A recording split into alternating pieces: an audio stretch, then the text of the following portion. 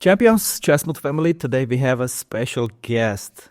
Grandmaster Aleksandar Indjic from Serbia, not officially or officially the tallest Grandmaster in the world. Just a few days ago became European champion. And here we have a ChessMood podcast. Alex, big congratulations and thank you for coming to ChessMood podcast. Thank you very much, Avetik, for invitation and congratulations. You should be very tired after such a tournament, and I know when you are playing and fighting for the top places, usually it consumes more energy, right? Usually it takes quite a lot of energy just competing, but especially fighting for first place. And actually now, after adrenaline went away, I feel like I played 2 long events in a row. Just quite drained overall, but still running that winner's high in a way. How do you feel to be European champion? Well, it's pretty cool so far. And initially my goal for this tournament was to secure qualification for the World Cup, but things started rolling and I didn't want it to end, so it went all the way. That's something I wanted to ask, because I used to play in European Individual Championship as well, and I noticed there are few types of players. First type are like masters who try to play just strong against strong opponents, hopefully make Grandmaster norms. There are second type of player who try to qualify, and then there is top players who try to win the tournament. And usually players between like 26 to 2650, they try to qualify, and usually like +4 and you qualify. And tell me, you said at some point it started to roll and you said, okay, let's win the tournament. Which round it happened and how did it feel? Well, initially, sort of career-wise, I always wanted to win this tournament. In the future, at some point, it's actually on my mind for quite some time. But originally for this event concretely, I wasn't really sure, is my preparation gonna be that great or not, and all that stuff. So in a way, I wanted to secure my qualification, and round by round things started going really well for me, and I felt that I'm in a pretty good shape overall, and I didn't want it to stop. So I started preparing even a little bit more before every game, and it was kind of a positive cycle of good things happening. Why did you have this goal dream to win European Individual Championship? Why this one?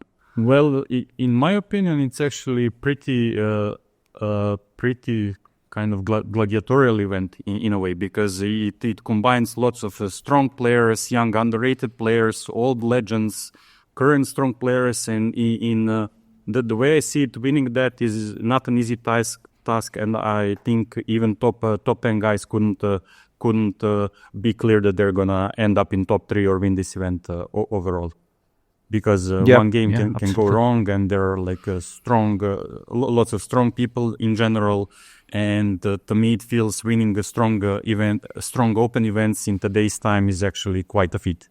So I'm quite proud to have this victory under my belt now. Yeah, and you finished the tournament without losing a game. I briefly went even through the games. It didn't seem to me that you had some lost games, and there were some, usually because with winning tournaments there are some luck needed. When I went through the games, it seems like everything went smooth, right? Yeah, in a way, and actually that's pretty unusual for my kind of style, because frequently I had couple of quite flashy games and couple of let's say rainy days. And then in this event, actually, I don't know if people call this maturity or something kind of like some things got under control inside me. But overall, I'm pretty happy with both level of play and I think my games were overall with full of life and excitement, but also high quality. So that's actually something that I strive for in the future, and I'm really, really happy to see.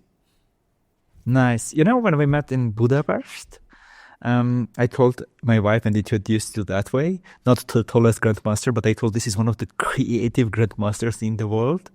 And because you were playing Benoni, and I'm also fan of Benoni, even when I was 26 and coaches would tell me it's time to learn some more serious thing, I would prepare like, okay, I'm preparing Semislav. Tomorrow I'm playing against Ryzantsev, Aeroflot Open. He's 2700.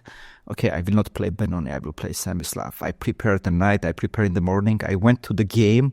He played d4, I looked at the board and I said, no, my heart wants to play Benoni, I need to play Benoni. And I'm such a big fan. And you are one of the guys that I followed probably all your games. Oh, thank you. We were both playing Benoni, and I was loving that often you were going not the main lines of the Benoni. You had always your variations, your territory, and I was feeling how good you are filling those positions. And when it's coming to fighting, it felt to me you just want to somehow get out of the opening and then fight. Usually that was the case, but I'll start from the creative remark at first. For me, it's kind of funny because I think I don't think you use it in that meaning, but people when they say creative, usually means he's quite stupid when it comes about risk. He's taking like crazy risks, and usually put it like he's kind of not fully serious. He goes for all the crazy stuff, frequently loses, but he's very creative. But actually I don't think you use it, and of course I take it as a compliment, but in general I think general public, when they say creative, it's usually maybe he's a little bit too dangerous for his own sake sometimes. And that one I call more fighter. When it's like many people can agree. That also makes sense. And about Benoni, actually, one of my I wouldn't call it, let's say, first coaches, but the one that I was inspired by is also legendary Yugoslav and Serbian Grandmaster Velimirovic.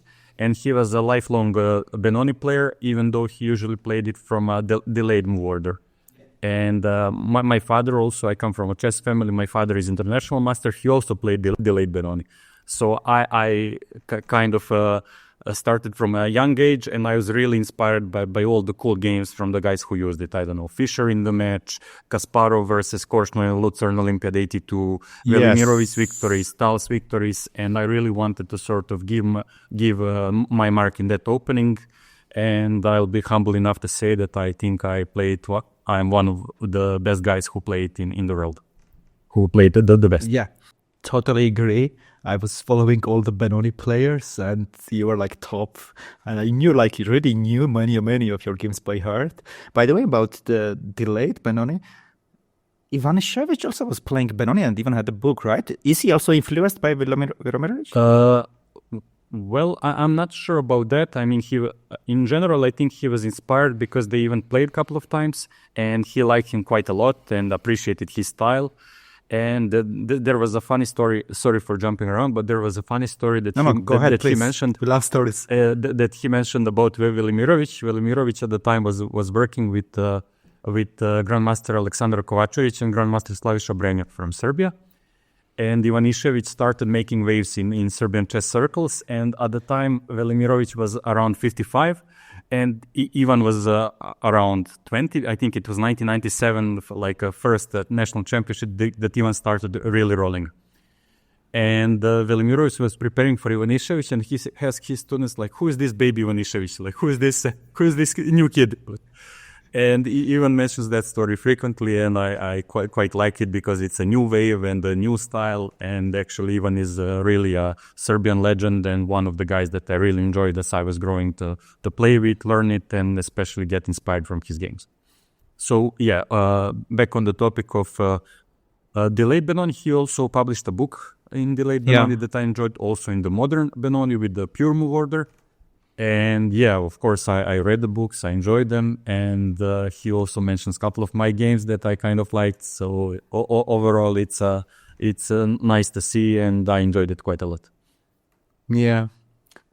Yesterday I was talking to Gabuzian, with whom you were roommate in Abu Dhabi and got close. And he said something about you. He said, you know this, Alex is like me. No openings, but talented. Well, I kind of agree, but in recent years, I'm actually working quite a lot, and I don't think that's fully true. In general, I try to use my taste and knowledge of the game in order to find openings or something that I consider to be underrated.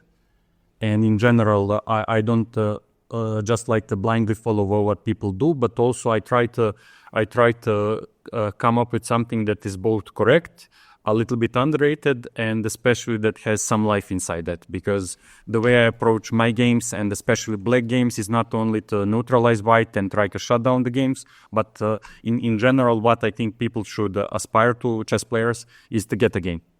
Because especially in today's time with all this openings prep, and I think you can be, we all can be quite creative in that way, to try to get a game, because otherwise if you're just playing theory and all that, and long, I don't know, 30 move preparation, it kind of takes a little bit of taste out of it. So I try to balance that, not to be naive in a way, because of course I'm using computers, I'm following all the main stuff, but also try to give some kind of mark and how I see the game and certain variations.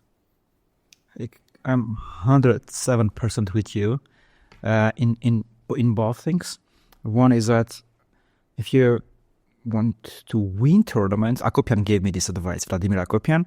He said, if you want to win open tournaments, you need to fight for black for win. Otherwise, you cannot win the tournaments. You will be number 5, number 6. It says, yes, when you want to win with black, often you will go to risky openings, and very often it will not work. But it's better to play 5 tournaments, one get number 5, one get number 1, win one of these 5 tournaments, and then blew up the other 3, then 5 tournaments, and finish somewhere between 5 to 10. And they said it both good morally and financially, so you need to fight for black. Well, in general, I tend to agree with that. I would just like to sort of, if possible, to be the bad ones, to be, let's say, mediocre, not to be complete fallout. So in that sense, but of course, I think winning tournaments is important. So in a way, sometimes, especially in the opens, you have to take that extra risk. So overall, what I try to do in recent times, as I was up and coming, I think I was using mostly, let's say, some modern game, and especially when I was younger and around the GM title. But with time, I think that was not a great overall, because I learned how to sort of suffer and fight and take over the game. But in a way, as I started playing a little bit more regular openings, but sometimes sidelines, then I realized, okay, well, why I was giving all this space, why it seemed to me like I was chasing my tail for quite a number of years. And now, like, wow, people are not crazy to play e4, e5 and kind of gradually start to take over. And overall, what I would add on the topic of trying to win open tournaments in today's time, I would say that one underrated topic and very important is keeping the tension in the position. Not only going for the sidelines, because overall I'm not... at this time, I don't think I'm gonna go for too many sidelines anymore. I'm trying to take the higher ground in a way, but I think keeping the tension inside the position that are even, let's say, a little bit slower maybe, and sometimes dry, I think that's a necessary skill for today's chess. Yes, great. We'll get to that in a second. One thing I wanted to share with you is this is how we build also our ChessMood openings. We didn't want to go, for example, e4, c5, the main Sicilians, open Sicilians, when people need to remember millions of variation, and then every day see what are the news, what are the new engines are saying, and maybe if top 10 players should do that, or top 20. If you're just even below master, but even master or grandmaster, I found it's like much more practical to find not sidelines, but healthy sidelines. As you mentioned, underrated sidelines, and then that gives you such a practical advantage, because often you are playing some healthy sideline where you have hundreds of game played, blitz rapid, while opponent is facing it first time, so it's big practical advantages also you are getting. I completely agree with that, because to my understanding, I think people are sometimes too rigid with their approach and thinking. In a way, even let's say some gambit like Chigorin, okay, it's not fully correct, but if you want to bet that people are going to remember it, know how to handle those positions, be sort of ready to jump upon opportunity to try to punish you, I think if you have like lots of online experience or over the board experience under the belt, I think you can make pretty good results with that. Rapport showed it when he was up and coming 27 plus. Actually on a quite high level, he won versus Levon Aronian, amazing game, and Levon needs no introduction. So overall, I think people are sometimes a little bit too hesitant to try. And in a way, I guess that's why the Benoni worked very well, because I have lots of experience. I don't consider it to be fully correct, but it's not like people think that it's like just a bad line. I think people get a little bit too comfortable thinking they have many ways to get advantage, but it's much more subtle than that. And add to that they don't have experience, they don't know how to handle structures. Maybe they don't feel well when they're being attacked. So I think that's lots of pluses that goes into Benoni. Yeah. And in general, I'm enjoying playing it so much, and I would suggest anybody who is willing to test it out and see for themselves. Even though I sometimes like to joke and consider it like a weaker brother of King's Indian, but that's more of an inside joke. I try to scare people away sometimes. I used to play King's Indian, and how I switched to Benoni, I was always loving to play with c5 and transition to Benoni. Yeah. And then after King's Indian, when you often get really squeezed with strong positional player, Benoni is more fully, and I'm there. In a way, it's more risky at times, but also it seems that sometimes it's kind of easier to take over, because it doesn't take too much for white to go wrong. And also, one thing I would like to mention for all the players out there, usually as computer starts giving around equal or maybe 0-15 for white, it means black is in great shape. That's usually the kind of like rule of thumb. Yes, 100% agree, because the engine has the algorithm and space is big for him. So in a way, once I start seeing those evaluations, I consider that to be easier for human to play. Yeah, true.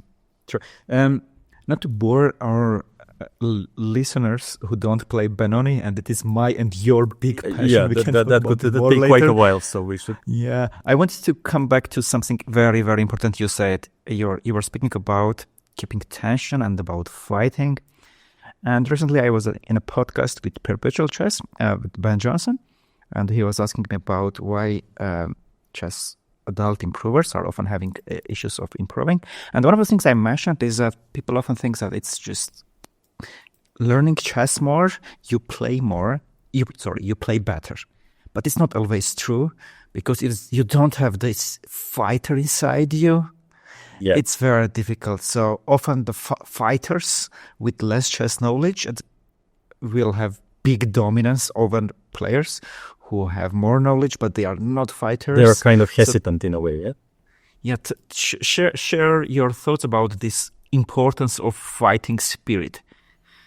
Well, I'm not really sure how it works for adult improvers, because I am not coaching frequently, or in general I have one or two people that I sometimes help, and it's not easy, because it seems to me that chess is kind of, especially for improving to, let's say, GM level, because it comes with certain trajectory. Let's say you are young.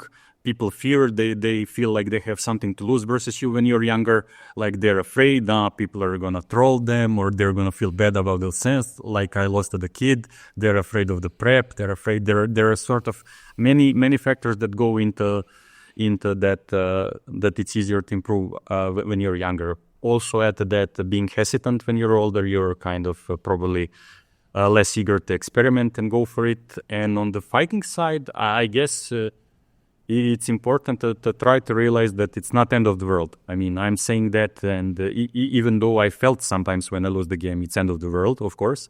But in general, I guess it's important to have that in mind. And one thing that I feel people have problems with, and I'm not sure how to deal with it, because people who are playing, let's say they're adults and playing chess, in general, it should be enjoyment. Like, I don't know, you are at a nice place, you're playing the game that's supposed to be enjoyable, but somehow it's actually very easy to get lost in the sauce of chess and you get quite put down when you lose. So I cannot say I have solution to that, but in general, I guess people should be able to try to think and find some balance inside that, and to have an option to enjoy the games, not only to be kind of crushed by results. I also feel like it's I don't know. For me, I kind of gave myself a pass because, okay, let's say I'm playing professionally. Of course, I'm supposed to be annoyed when I win, when something goes wrong. But then I look aside and I see people who are much older. They're coming and supposedly enjoy, and I see they sometimes feel like they're much more angry than me, and somehow things don't add up. And to me, it feels that with time it started being kind of a normal occurrence, but it shouldn't be. And I guess people should try to dig deeper inside that, to try to feel what's wrong. Something is being attacked inside us, and it's not easy to handle always. There is a nice story I read recently. It's about Novak Djokovic. So he's having a bad tournament, and after the match, he's breaking his tennis racket.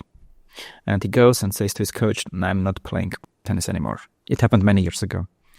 And the coach doesn't say anything. And after some period, coming back to Novak and asks, "Why did you start to play tennis?"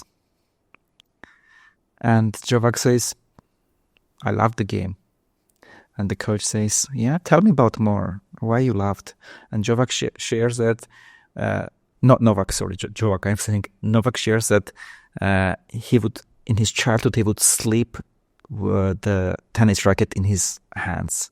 He loved so much. And the coach is asking, "What happened to that, to your love? You are so focused on results, win. You forgot about the love. But why you started? It was from love. It was because you loved the game." Novak is listening, and after some period is saying, "Yes, you are right. I'm back tomorrow." And he's coming back and crushing the next tournament. And this is a nice story, how important is the love for what we have started, to at some point reflect back to remember why we have started. Because often the competition, the results, the social pressure, we might often put ourselves in another place and we forget why we have started. And this love why we have started, this is what I advise to all our ChessMood students, and we have shared it in many articles, that yes, there are results, goals, etc., but never forget about the fun. You started this for love for the chess.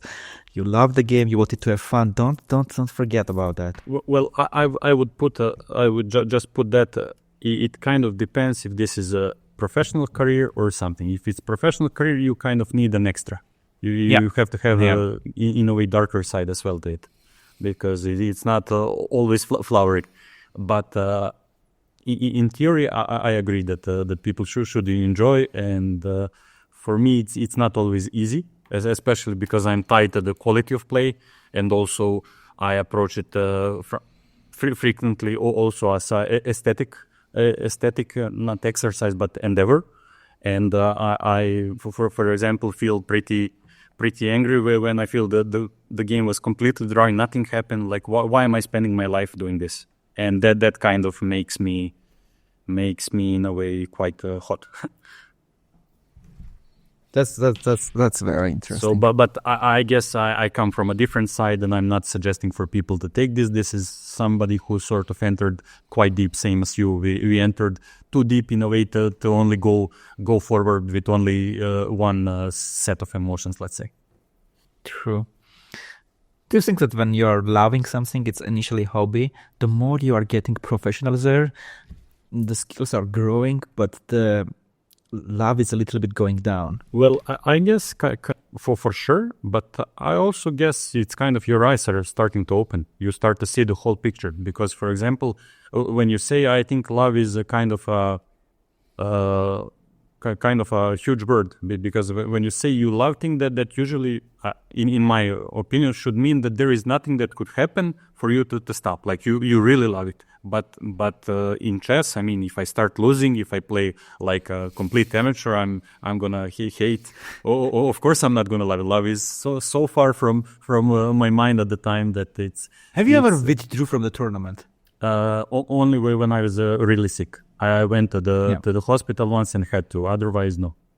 But if it's going very badly and you hate it, you want to stop, well, how do you deal it? I only did it in Title Tuesdays, because sometimes I think people are being dirty, so I kind of prefer my sanity over continuing. But OTB, I always play. How do you find the strength, power, mood? Because everything is going bad. You don't want to play chess. You feel you are playing like an amateur, and tomorrow you need to play another round. How do you keep yourself motivated and playing the next round? Well, the way I see it, more motivation is not really how I approach it. For me, competing in chess is similar. Like, let's say, I don't know, you're walking with your family or your wife or something, and somebody attacks you. And in a sense, it doesn't matter if it's a group, if it's better, you're going to do something about it.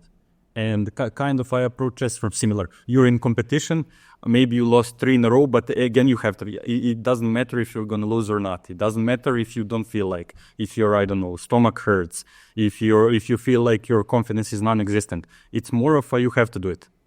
So I approach it just, it's something, I mean, I might lose it, I might lose badly, I might get embarrassed, but it's kind of what I do. So I usually approach it from, this is what I do, and I consider it important enough for me to do what I can.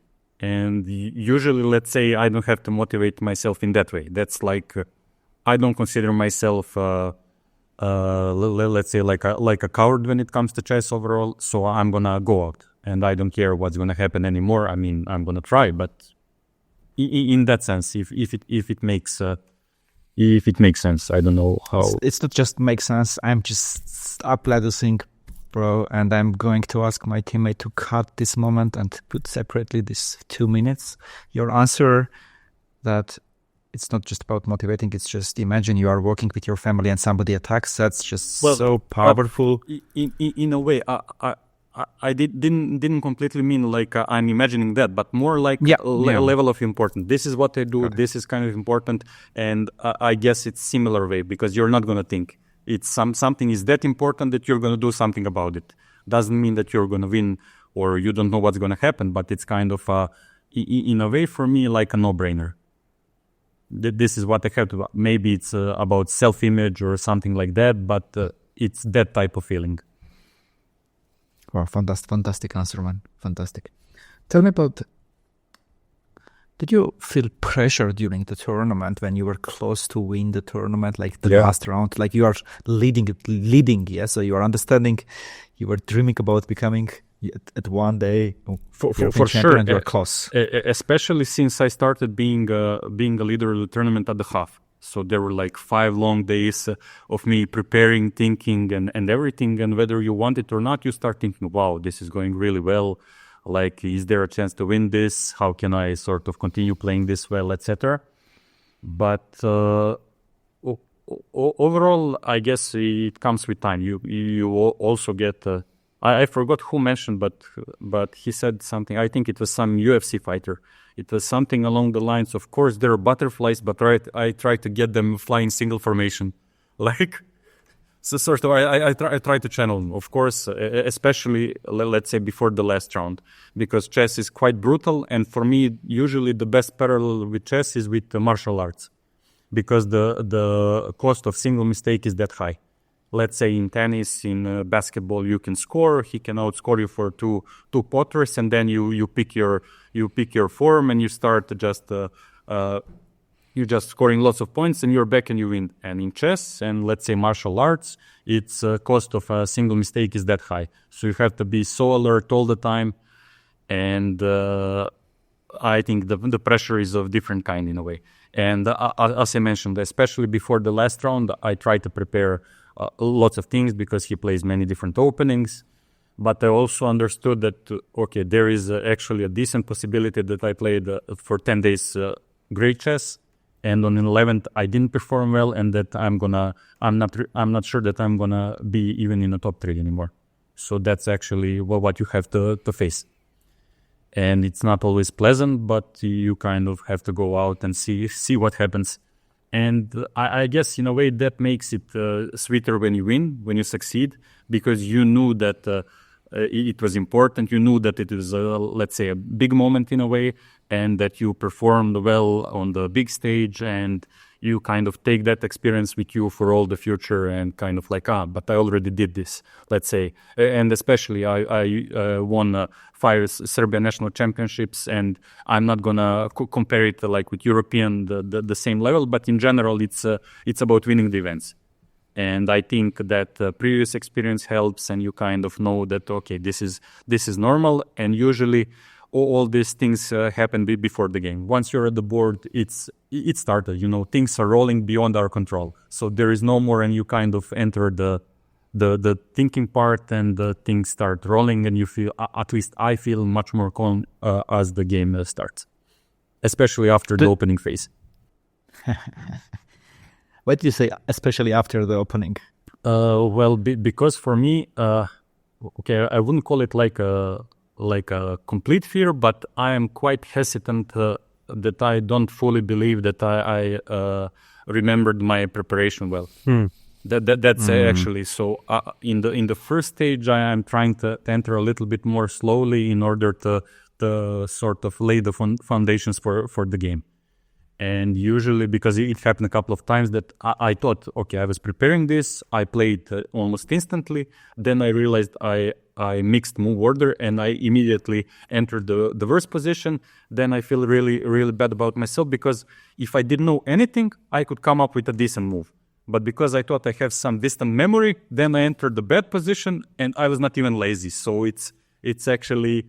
You start doubting your IQ and overall power. So it's so in that sense, so opening phase, and for this tournament, what I did is I almost repeated this for until the beginning of the round, and it's not sort of flashy work, but I think it was an extra effort that was needed for me to try.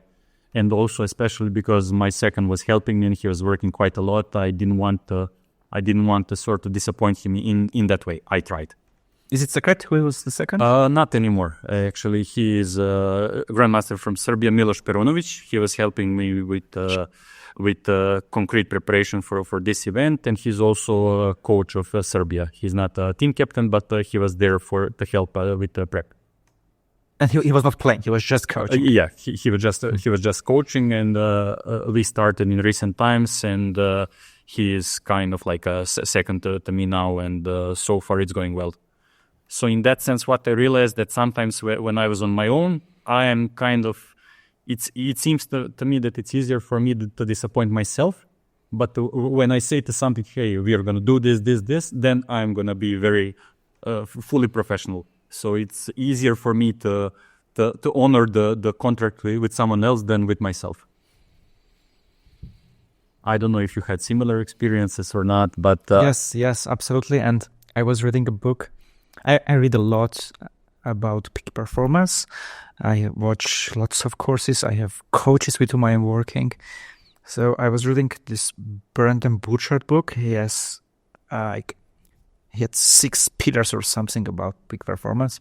And one of them was this topic. He was like about something what you said.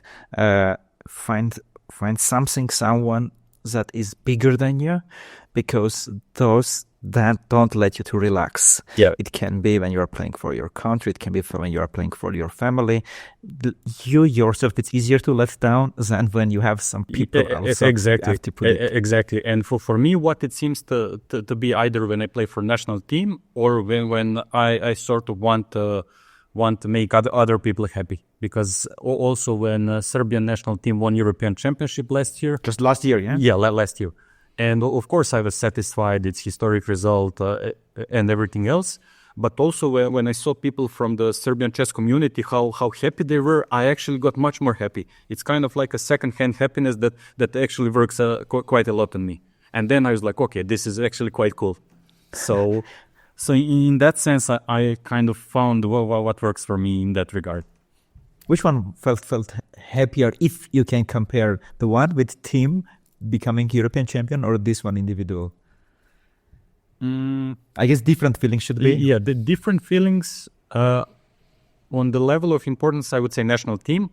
But personally, I would put this because I really saw my family being quite emotional about this, and I was really happy to see see them happy. So yeah, I would say this, or maybe this is just the most recent one, but to me it felt like things are kind of starting to make more sense, and there is some kind of wholeness to the whole journey. So I'm quite happy to see them and proud and receiving all the congratulations. So that's quite cool. I saw your post when your legendary coach Velimirovic passed away, your stories and the gratitude. And I know that often we as professionals, we don't have moments to share our gratitude. So here we are now. Yeah, it's time to start. A few words about Velimirovic. You said a few words about Perunovic. Please, sure. The people whom you are grateful for this success. Yeah, I mean, if I started from the beginning, I could mention probably like dozens of people who sort of participated in me reaching this place. And what I would say is that it seemed to me that I was quite lucky when it comes to chess, because I come from a chess family. My father is an international master. My older brother is candidate master. I, from a young age, had a library at home of chess books from my father on Russian, on different languages. I was also lucky enough to have at like a very early stage, I cannot even call it career. As I started playing like 7, 8 years old, there was a kind of a good chess community in my municipality. It was like some weekly blitz events that I started like playing when I was really young, and people were all smoking. I was feeling like a ham after I went out from like the last class in the school, etc. But there are a couple of moments that were really crucial for my career, I would say. One is when I started working with Velimirovic around age 14, 15. It was organized and sponsored by international master from Serbia, Vladimir Damjanovic. He used to be quite a good chess player, and he decided to sponsor promising chess players from Serbia and connect them with the legendary Grandmaster Velimirovic. And that's how things started really rolling for me. And in 3 years working with him, I went like from 2130 to over 2500. So I really got inspired, and we were meeting, and I was really ecstatic, because to me it felt like I found my calling in a way. And things started working from there. And then at some moment after I finished high school, I was thinking of going to US to study there, because there are lots of colleges who are giving scholarships and they have strong teams. But at that time, I got into contact with another legendary Grandmaster, Morozevich. Actually, we had the opportunity, and we played each other a couple of nights in a row on play chess. We started chatting. He was one of my favorite players at the time, and I mean still is. A complete legend, creative, unique personality. Another word I wanted to say. So in that sense, I was very happy to both meet people who I admired and work with them and try to learn from them. So we started working in that time. I was able to get insights into his way of thinking, how he approaches things. But also I'm quite stubborn, so I like to use my own way, because you try to learn and steal, but also then start applying and create, let's say, your own shoes in a way. And sorry for interrupting. Morozevich contacted you and asked for training together. Well, we kind of started chatting, and at first I was not sure, because he didn't play under his name, and I had my suspicions if it's him or not. And he said, "Well, I'm coming to Belgrade. I kind of stopped playing professionally. I'm coming to Belgrade. If you want, we can meet. We can go to some seaside for 5-7 days to meet. And kind of, if you like each other and I like what I see, I consider you talented or whatever, we can then start some cooperation and see how it goes." And at first I thought, okay, maybe somebody's trolling me, because he's one of my favorite players. Like he wants to come to me. I took screenshots or like photos. Like, wow, come on. I mean, I felt so happy. How old you were? How old you were then? It's 2015. I am 20, yeah? Yeah, around 20. So yeah, and we met, and as I was entering hotel, I recall. I mean, I'm meeting the number 2 guy. I find him. He's like a real legend of the game. I sort of learned from his games, and I'm meeting. I'm like, okay, is this real? And hi, and then we started playing, meeting. I went to his place. I was trying, not really helping him when he played one event, but trying to help some small seconding work, and he He was very open, cordial towards me, and hospitality was great. And we started cooperating, and actually it continues to this day, and we are still in touch. So that's a very important influence. And I think I picked up lots of practical things from him, and also in a way. The way I see it, it's not only like that you're learning like do this, do that, but it's more like if you have good observational powers, you can find out how he approaches, how he considers certain players, their styles, what he wants to do versus them, and all that practical things that I think are very important. So in that sense, I consider myself blessed in general when it comes to chess. I was able to meet the people who I admired. I'm very good with Ivan Išević, with all the guys. And to me, it seems that now there is kind of like a circle coming where I kind of figured out what I want in chess, what I want to create, how I want my style to come out. And now I'm kind of trying to make it like a tunnel vision and just do lots of work and try to improve my results. Great. I interrupted you and we went to Morozevich. So we were with Velimirovic, Damjanovic, and of course on Velimirovic I just mentioned. What I would like to say, he was great. He had so many great stories, and he was inspirational both as a human being and as a chess player, because he was risking it all. He was going for the wild attacks, like all the sacrifices on f5, d5, knights m3, etc. And one thing that I really like about him is that even though he was in his 70s at the time, he was always approaching almost everybody that he talked with like on an equal footing. It's not like some, I don't know, high-chaired professor who is coming and like, boy, do this homework, we'll meet. But more like we are friends or something like that. And I think that's actually, it seemed to me at least quite unique for a chess world, because you're meeting people who are both 8 years old and like 12 years old. And in a way, it's similar approach. Everybody kind of gets full respect in the chess world. So I think that's quite cool about our community. That's nice, right? It's transition from him to you, from you to transition one day to younger Serbian players from other country. And especially as you mentioned, younger. And what makes me quite proud that we did this success with winning European as a national team, because I was also able to meet Gligoric. He was honorary member of our club, and Velimirovic in much more close, in much more detail. I went to his flat. I met with his family. But in general, I always considered myself like we are some kind of a bridge. I mean, like a chess movement in Yugoslavia, Serbia, and I always felt like or a bridge or a tree, let's say. And I'm kind of a next generation, and I don't want things to fall when I'm strong, let's say. So in that sense, I'm quite happy that we are continuing something that lasts for quite a while. And for a brief moment, it went downhill, but I think now again it's a golden period for Serbian chess. Two questions that I'm super interested personally.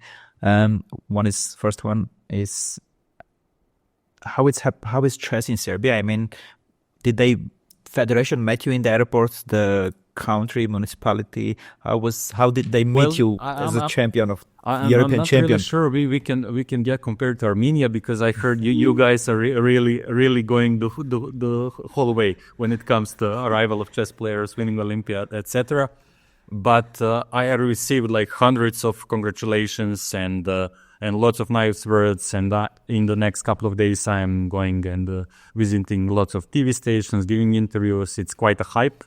People are sort of from my hometown. They noticed as well, and it's actually became quite a big news so far that I see, especially in the chess community. But overall, people noticed.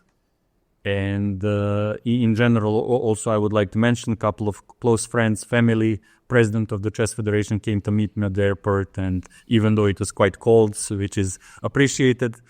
And overall, it's quite cool. And I would like to continue in this passion and prolong with good results.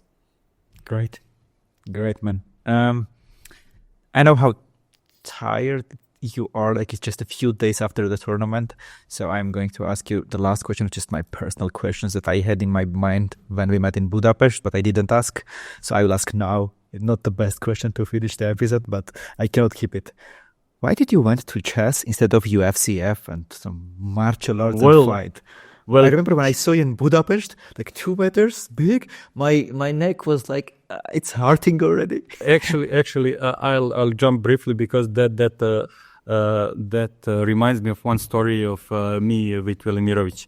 Once we had some break in the trainings, and because it was me and a couple of other young promising players, our family met together. It was Velimirovic, some kind of dinner celebration, and he started saying some nice things about us, like they're good boys, they're listening, we are working, etc. And he said, but I have one problem with him, and he was shorter than me.